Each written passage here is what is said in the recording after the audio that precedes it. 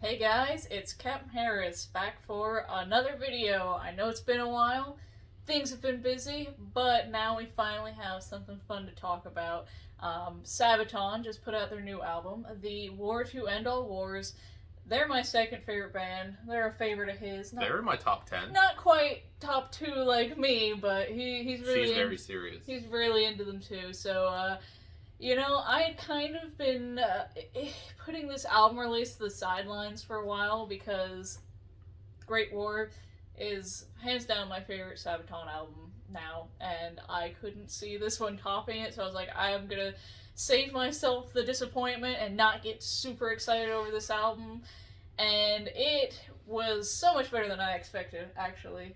Yeah, again, that last album really did it for me. That was like, I mean, we got into them back on the Heroes tour. We first saw them and got into them, and I was obsessed with Heroes. And then Last Stand came out, and I was a little like disappointed. I was a little disappointed personally, but I know that a lot of people got into Sabaton on that era. And a lot of people love that album. I couldn't get into it. Like, it's got its songs. It's got its songs, but not like the Great War. Oh my God, there's the Great War. One song on there that I'm not really a fan of, and even then, it's like it's still like, I wouldn't complain if I had to hear it live. I mean, my 3 absolute favorite Sabaton songs are all on that album. Yeah, so. But yeah, that set the standard. And so I was a little bit worried about this, and, just me being like, oh God, if it's another one like The Last Stand, I'm going to be kind of disappointed. It's also scary because it's like a part 2. And you're like, do yes. we need a part 2? Yes, and the answer was yes. They had so much more to write about. And so us and our little friend here, this nice Joachim doll that I made, somebody paid a deposit on and never got back to me. So he's going to hang out with us. Here he goes. He's just going to hang out back here. With a little hat. So anyway, we're gonna go, song by song. As you do, you start chronologically. So where does that lead us? The first song on the album is Sarajevo, and the weird thing about this song is all of the online versions, except for YouTube, don't seem to have this song, and people have been trying to figure out why that is. It's not like a part of the track listing. Yeah, it's very strange. So I haven't figured that out for myself yet. It might have already been solved, but I haven't seen it. But anyways. Yeah, it has an ominous narration that reminds me of the intro to their live show from the previous album, The Great War. The voiceover walks you through the beginnings of the First World War, including the assassination of Franz Ferdinand and the domino effect it had.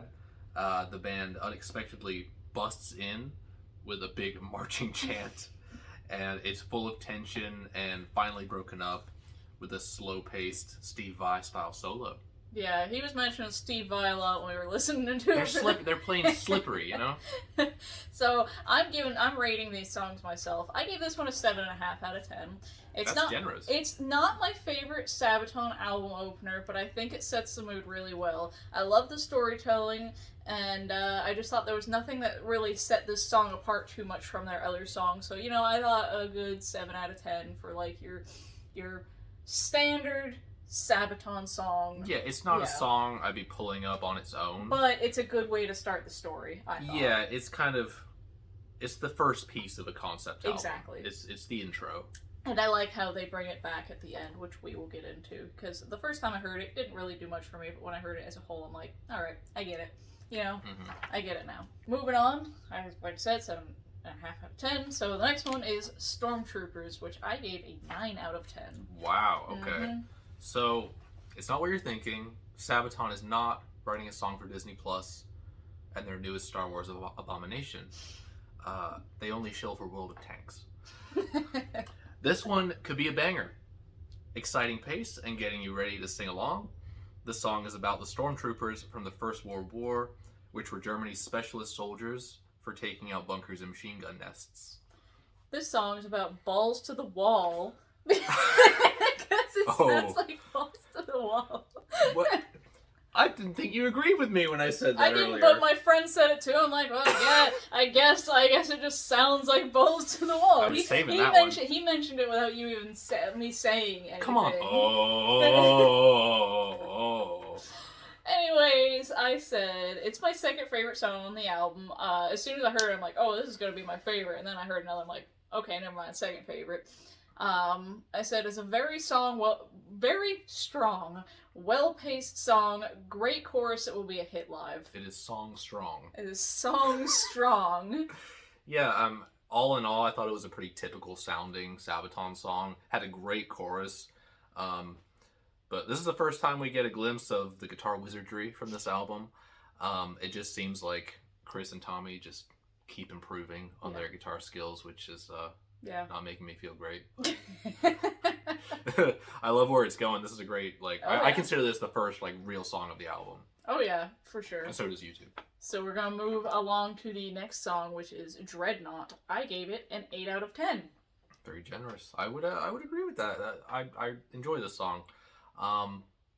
The Dreadnought was a type of battleship that was widely used in the World War I era. The first of its kind was created by the Royal Navy in 1906 and was named the HMS Dreadnought. I thought having it had a very slow and consistent beat. They had some fun with the verses, veering away from the standard 4/4 timing, while still flowing nicely with the vocal pattern. Mm-hmm. So I said, this song really seems like it's in the same family as Bismarck, but not really rehashed like some of the songs. I see what you mean, actually. Yeah. They're both about warships, which is I don't know, maybe the same sort of vibe for a song, but... It's like Iron Maiden and Planes. You're just gonna keep getting it. Yeah, but it has the same vibe, but I don't feel like it's when I get kind of they use the same riff here and here. It's there wasn't anything specifically that seemed like it was ripped off from Bismarck. It just sounded like it was it could have been it's tonally, it's tonally the pace and everything like that. I mean, I wrote the song kind of creates a feeling that I could imagine seeing one of these massive warships aiming their guns at me. I basically just said it has the same pace and atmosphere as Bismarck, and I really like the song. I think the chorus is fun. I think it's going to be a good one live. Okay, so Dreadnought or Bismarck? Dreadnought. Really? Yeah. I agree. I mean, Bismarck is good, but it was never one that, I like this right off the bat. Bismarck took me a few listens to get. Yeah. This is a good song. Yeah. Alright, the next song is The Unkillable Soldier. I gave an 8.5 out of 10. Ooh, we got the halves out. I'm getting the halves out. It matters. So, this song is about a British Army officer named Sir Adrian Carton de Wart. And he was shot in the face, head, stomach, ankle, legs, hip, and ear, was blinded in his left eye, survived 2 plane crashes, tunneled out of a prisoner of war camp, and tore off his own fingers when a doctor declined to amputate them. Sounds like he earned that, sir. So, I said that this was my favorite of the 3 singles that they put out. As soon as I heard this, I'm yes, I like this song. I don't need multiple listens to be okay, yeah, okay. This was just instantly... This was just great, and I said, I love the galloping pace, the fun chorus, and I hope this one's played live, because you could just imagine them doing a jumping to the... Oh, yeah, you can imagine that for sure. So, I think and hope, this one will be played live, and it'll go down a hit. Yeah. I also think the video has a pinch of humor in it, because it shows all the guys in Sabaton trying their hardest to kill this guy and ultimately failing. I just thought it was really funny. The song's super fun. It makes you tap your foot and wonder what kept this guy going. Yeah. It's actually pretty motivating and makes some of your problems seem a little less significant. So number 5, we've got Soldier of Heaven. Yes, I gave that a 7 out of 10. So as far as the title of this one, and I like to say what these songs are about because it's Sabaton and they're very history oriented. The song is a tribute to those who died in the most extreme fighting conditions in the Alps, where men fought and protected the borders. As you can see in the video, they're up in the mountains in the snow, and that's actually a really cool video. This is some Sabaton you can chill to. It has single written all over it. Nice and digestible. It's not a song I would choose to listen to on its own, but it definitely has its place on the album. So I said, when this song came out, it really didn't do much for me, and it kind of made me worried about the rest of the album, because, when the singles come out, that sets the idea for what the album's about, and, it was a bit slow-paced for me. Yeah, it was a little bit, both of them were a little bit slower-paced, and I was just hoping we'd get some quick bangers on this album, which we did, but, going back to listen to this with the rest of the album, it fits in there really good. I just said... It isn't bad, it's just your regular old Sabaton song. It doesn't suck, but it's not like the most amazing thing I've ever heard. It doesn't suck. But the cool thing about all these songs, there's always an interesting topic to go along with them. So even if like you're not too into the Right. music itself, it has like a significant meaning. And that's the behind it. thing about Sabaton, is like, even if you hear a song and you don't love it instantly, You know there's great intentions behind and you know they writing do it. this on purpose, Yeah. is with every song on this album, there's at least a lyric video so that you can be like, what is this? And go and research it. Number 6, Hellfighters. 10 out of 10 for me. That's full This- full 10 out of 10 rating. While I did not rate these songs like she did, Mm-hmm. this is my favorite song on the album. Same. hmm Absolutely same. This song is about the 369th Infantry, an African-American regiment known as the Harlem Hellfighters. They spend more time in combat than any other American unit. Ooh, I said this was a winner on the first listen and my only 10 out of 10 on this album. Just all around fun, heavy for Sabaton, and it will be a massive hit live, in my opinion. It doesn't feel like the generic sound, which is really awesome. Like, it doesn't feel like anything they've ever written before. They usually don't write songs that are quite this heavy. So It is heavy. It is. For them, obviously music gets much heavier, but like for Sabaton, this is like a heavy song. Oh, they're going for it. This is a heavy song. I love the chorus. Like, I think I listened to the song like 10 times today. Like, I listened to the album like 4 times, and then I just kept going back and listening to that one. Yeah, the first thing I wrote down when it started was, this is a heavy song. While it's pretty straightforward, it has that intensity I like to see from this band. It's my favorite chorus on the album for sure, and the solo's blistering. Because there's a music video, I can see that Tommy is mimicking these guitar things. So, Tommy, great solo on Hellfighters. Yep. Yeah, great song. Favorite song on the album. Same here, and hopefully play it live. They know what the best stuff is. I know they They're do, gonna but you play still worry when it's a new album and they haven't played the shows. Number 7, Race to the Sea. 8 out of 10. From what I read, the song is about Germany's advancement on Belgium heading up to the North Sea. And the Belgians decided to open the canal locks and flood the river to hinder the Germans' advancement. And as you can see in the music video, they're waist deep in water, just ruining all their electronics and their guitars. I said, this is a cool song. I can see Joachim doing his fist pumping to this one live, where we're going to be doing that. I said, this is not the best this album has to offer, unfortunately, and one I likely won't go back to very often. I actually really enjoyed this song. It has a thundering beat, and it feels uplifting. Tommy has a really tasty solo. Fanboying all over Tommy today. I am. I like Tommy. Go Tommy. Go Tommy. That it for that one? Yeah, I like the solo. Okay. Alright, Lady of the Dark. Lady of the Dark, number 8. Where did you rate this one? 8.5 out of 10. Oh, we're getting up there. Nah, The halves getting are the coming back. halves and the holes. 1 hole, 8 holes in 1/2. How many holes do you give this one? Anyway, this song is about a female Serbian soldier from World War I that is to this day the most decorated female soldier in history. This song is just fun. It's a heavy thumping track. It has a slightly different tone than the rest of the album. A bit more bass friendly with a different drum sound altogether. I don't know if you noticed, but the snare tone on that was I'd have to listen totally again. different than the rest of the album. Interesting solo as normal. This song is kind of middle ground for me. It just kind of falls in with the middle songs. I said good heavy stuff right away. Quick banger. Chorus is just a bit cheesy for my liking, but this has good re-listenability. It does. It's like, it's not really the lyrics that bring me Yeah, into this one, but it's it's the just music. like the humming along. It's like, I don't know, the lyrics just like, okay, that was a little bit cheesy. Like, It's a she's cool a government subject. uniform. I'm like, okay. It's like they didn't have enough Yeah. to say, Mm-hmm. or they just couldn't figure out But the it's rhymes. fine because it's a good song. Number 9, Valley of Death. The Valley of Death. The Valley of Death. This song is referring to a British soldier's coining of the name Valley of Death, referring to the battles for Bulgarian positions. The British suffered many casualties and could not break the lines of the Bulgarians. Alright, I gave this a 7 out of 10. And I said I couldn't really give this one a pass. I found myself immediately singing White Death to the first riff, and then progressing on to Seven Pillars of Wisdom to the next, like, it just sounded really close to those two songs for me, and I just, like, when I hear it that close, I can't get it out of my head. It's just like, you know, on the last Maiden album, there was a song that sounded just like one of their old songs, and every time I hear it, I just sing that in my head whenever I hear it. I'm actually shocked that I didn't pick up on it. Yeah. I knew it was familiar. Yeah.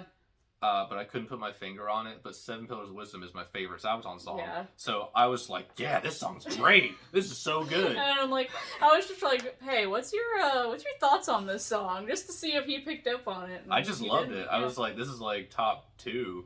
And then as soon as she said that, I was like, oh no. It was kind of the same. And, you know, that's like the main problem I had with quite a bit of The Last Stand, was just like I heard a lot of the same stuff. Like, you know, Wing to Stars was like The Art of War, many different riffs for that. Yeah, it's gonna happen for every band. band. I know it's gonna happen for every band, but if it's too close, I can't get myself past it. Yeah, you just want to sing the other lyrics. Exactly. To the song you've heard more. And I was just like, you're in the bullet's way, the white desert. I'm like, oh no. But I will read what I read before I realized this. So, you know, if that doesn't hit for you, if it hits like it did for me before knowing that, then this is what you'll get. Is I just wrote, I love this track. It's just so cool. This is the best guitar solo on the album. Yes. In my opinion, it has so many little nuances for that guitar section to geek out on and just be a guitar nerd on. And I feel like digging a trench myself and burying all my guitars in it after hearing it. Yeah, I gave it an extra star for that solo because it was literally the best solo on the album. It's like, okay, this song normally wouldn't be one I would go back to listen to, but specifically for that solo? Specifically because of that solo. I am simping for this solo. Number 10, Christmas Truce. This song is about widespread unofficial ceasefires along the Western Front around Christmas 1914. We've sat with this song for a while, about 4 months, so we've had time to digest it. Yeah. Your feelings. I said this was a big hit amongst a lot of fans, but I personally can't get into this one. I think it has a fantastic subject material that has like a lot of, you know, deep feeling to it. But the song itself isn't for me, and I haven't really gone back to listen to it much. Like, the last time I listened to it was probably the first week that it came out, and I just listened to it again since then for the first time. Right. So. It's been a while since I've heard it, too. Yeah. I did write down, you know, we've had it for a while, and it's clearly a heartfelt message. Yeah, absolutely. And, you know, I can't see myself coming back to this song, just like I didn't come back to it after it came out. It's fine. It is what it is. I'm sure lots of people are very happy that it exists. But that's the cool thing about Sabaton is even if you don't love a song, know there's really interesting subject material behind every song. That is a really cool subject to do, because I've heard about that story since I was a little kid. Yeah. You know, that is one of the best sides of humanity. Yeah. Is that song content. But I guess we can move on to the final song, if you want to call it a full song. Versailles. I call it the outro. It ends where it began. The narration's back. This song is an outro for the album that comes full circle, revisiting the same patterns as Sarajevo, but with a more optimistic feeling, as it's referring to the Treaty of Versailles, which brings the First World War to a close, and of course a close to the album as a whole. I said, I like the return to the Sarajevo chorus and a storytelling bit saying, unfortunately, war never ends, and the lyrics to the Sarajevo chorus actually change, like, can a war really end all wars? Like, it changes the way, you know, the lyrics are said from the first song to the last song, like, addressing that, like, wars really don't ever end other wars. I do find it interesting how they changed the feel of you know, the first track to this one, where it is essentially the same thing, but there's just, like, the first one is so, like, ominous, we're about to get into it, and then the ending is, like, you know, this relief. Well, it's pretty ominous, too, because you remember they have the narrated bit in there, where it's basically alluding to, like, World War II is, like, hiding in the shadows when everybody thinks this is the war to end all wars. Oh yeah, it definitely ends on an ominous note. For sure. And it could lead to another concept album on the next World War. But I said the first bit is just a little too victorious sounding for me as far as the music goes, but I get it. I get it. You don't like people being happy. No, I get it because it's World War One. I'm just saying, like, it really hits you. You're just like, oh my god. It's so triumphant. Yeah, it's very triumphant, and like I said, I get it. Something I thought would be cool is, because this is a concept album, they should play it front to back. It's been a really long time since they opened with something other than Ghost Division. I mean, they only just changed, In the Army Now and March to War to, like, this new intro. So, I was thinking it would be, like, cool if they played this front to back and it started with that song. Oh, yeah.